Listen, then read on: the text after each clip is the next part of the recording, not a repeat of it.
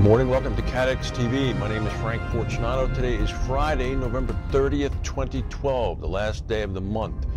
In Syria, the situation continues to get worse. Phone and internet networks remain down for the second day in a row. This is amid very credible reports of heavy fighting near Damascus's international airport. The length of the internet blackout is unprecedented in Syria's 20-month uprising against President Bashar Assad. Agence France Presse news agency report that the internet and telephone communications, including mobile phones, cell phones, are now cut in the capital. The official Syrian news agency still had not resumed news transmissions as of just about an hour ago, and its feed was cut beginning yesterday afternoon. Its website is also inaccessible. Syrian state television, which apparently is still live, denied that the blackout was nationwide. It also said that the outage was not intentional, but in fact was caused by a technical problem, and said that terrorists, not the state, were responsible for the outage. Internet companies say that that's unlikely. The United States yesterday evening accused the Syrian regime of cutting off internet and telecommunications links, branding the move a sign of desperation. Meanwhile, very fierce fighting is reported on the 20-mile road linking Damascus to the airport. The rebels apparently have control of part of the road. The Syrian government last evening sent a telegram out to Egypt Air and Emirates Airlines advising them not to fly into the airport because it was no longer secure. A telegram. Interesting. Well, yesterday in Paris, a French court cleared Continental Airlines of any crime over the July 2000 crash of an Air France Concorde. It did, however, uphold a ruling that the U.S. airline bore civil responsibility for the crash. Continental had been convicted of involuntary homicide in 2010 on the basis of expert testimony that the Concorde's crash was caused by a piece of metal that had fallen off a Continental DC-10 airline that then ended up puncturing the fuselage and the fuel tank of the Concorde, causing the crash. The court yesterday upheld the first trial's conclusion that Continental should bear civil responsibility and pay Air France 1 million euros for the damage done to the reputation of the airline by the disaster, but it did clear the company of criminal negligence, so that's good news for Continental, I suppose.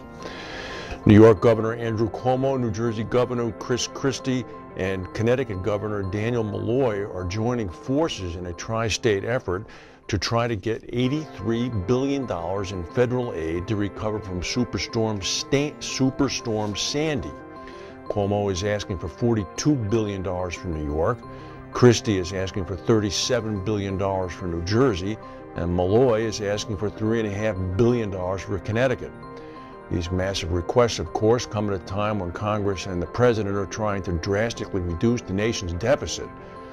Cuomo said that he's been in discussions with the congressional delegation in Washington, including Representative Peter King, who's a Republican, because getting aid approved by the Republican-controlled House of Representatives might be, quote, trickier than getting it approved by the Democratic-led Senate.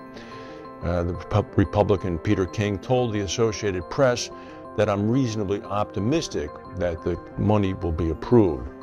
Meanwhile, Cuomo himself, the New York governor, is provoking disagreement from insurers in New York after taking some measures to try to improve performance regarding claims payments for Sandy victims.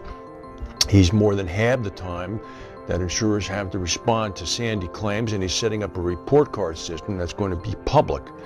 His new regulation requires insurers to start investigating claims within 6 rather than 15 days.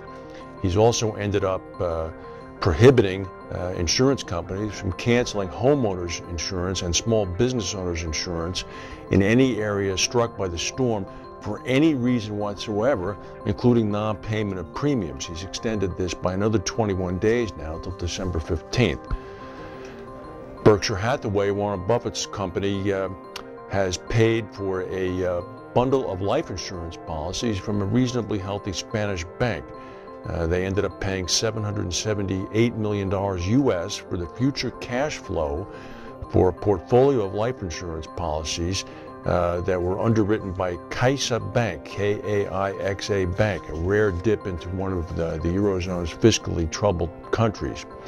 Kaixa Bank is going to end up with a one-off gain of 524 million euros, about 620 million US, reinforcing its capital call. Kaixa is one of Spain's strongest banks. It has a relatively healthy balance sheet.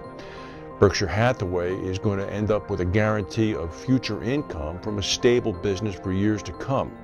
Spanish banks often push clients to take up insurance policies jointly with any loan or mortgage deal. Mr. Buffett obviously knows what he's doing, so this probably is a very good deal. We've been talking a lot about Sandy in the United States. Let's not forget that the United Kingdom has been hit by massive floods over the past several years. And this has now reached a debate level in the House of Commons.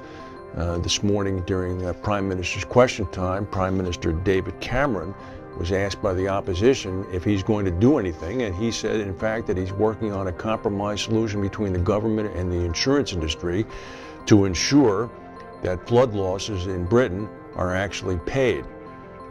For the second time this year, severe flooding in Britain has left the country with insured flood losses predicted to top £1 billion. There are a number of competing plans floating about.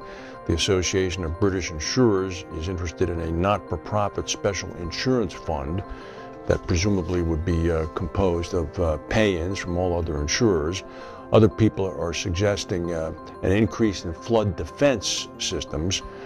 Britain is somewhat skilled in that. There is a Thames River barrier about 80 miles downstream from London that has been used with some success to stem the surge of the estuary in the Thames River in the event of storms.